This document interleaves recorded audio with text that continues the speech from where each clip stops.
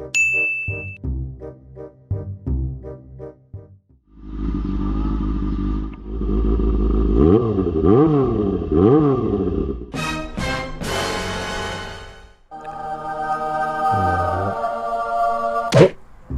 what's up mga fuckers? It's me, Clueless Biker. And malamang wala ka na sigurong magagawa kasi naka-ECQ lockdown shit na naman tayo. Pero hindi dapat mangyari sa atin yan. Kailangan natin magpaka-productive para di tayo mabaliw sa sitwasyon natin ito. Dapat tinutukoy ko. Wes, tama ng satsat. Tuloy ito.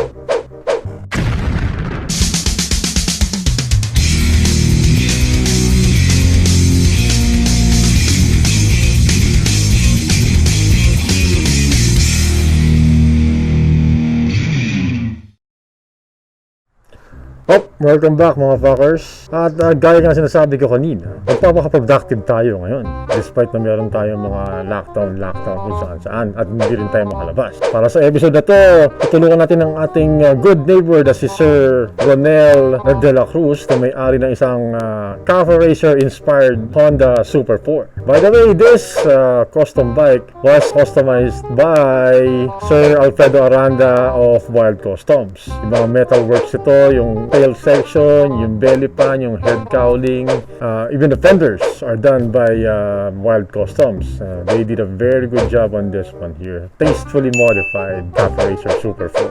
Well, going back to our issue, doon sa motor, meron siyang broken exhaust stud on the left side of the engine na huhugutin natin. Hopefully, this goes well and wala na sanang complications sa mangyari, kaya tama ng satsat. Panoorin niyo po!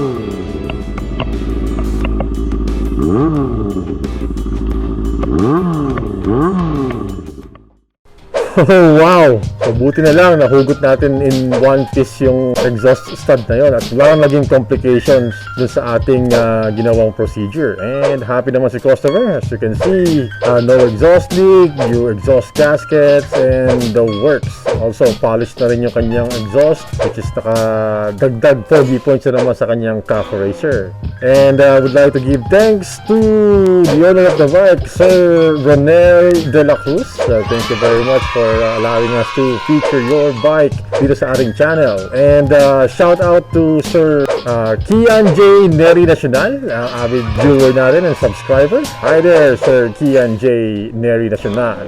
Ride safe always. At syempre, hindi mawawala ang ating pinakahihintay, ang hiwagang kasabihan mula sa isang matalinong pantas. Wag puro Jaforms, dapat mag-perform. Oh wow, so true. By the way guys, yung kasabihan na yan ay galing sa ating avid follower, subscriber, galing kay Sir Brenton Escolar Pontanares. Thank you for that very inspirational wise words. Siyempre, hindi lang kailangan maganda sa picture. Kailangan hindi rin ma-disappoint sa performance pagdating sa ating mga motorsiklo.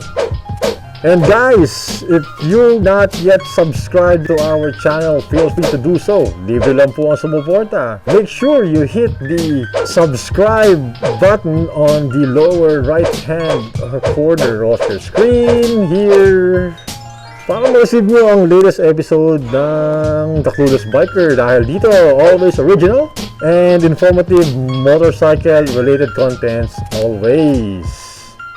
And of course, thank you sa inyo mga subscribers, followers, likers, haters, commenters, shavers.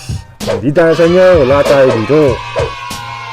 And that concludes our episode for today. And I will see you on the next episode. Kaya stay tuned lagi sa ating channel. Kaya hanggang sa muli mga fuckers. See ya! So like and subscribe for more cat food action.